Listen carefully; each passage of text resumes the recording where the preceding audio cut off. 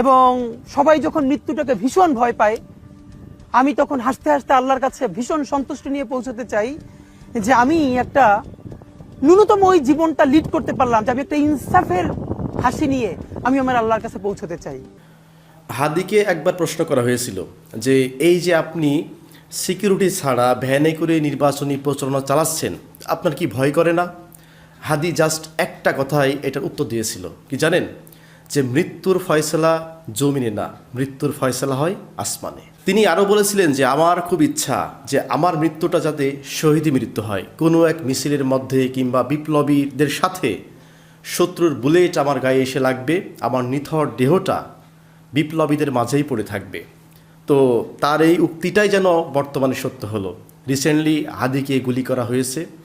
এখন বাঁচা মরার এই যে বিষয়টা, এটা সম্পূর্ণ আল্লাহর হাতে। তো আমরা দোয়া করি যেন হাদি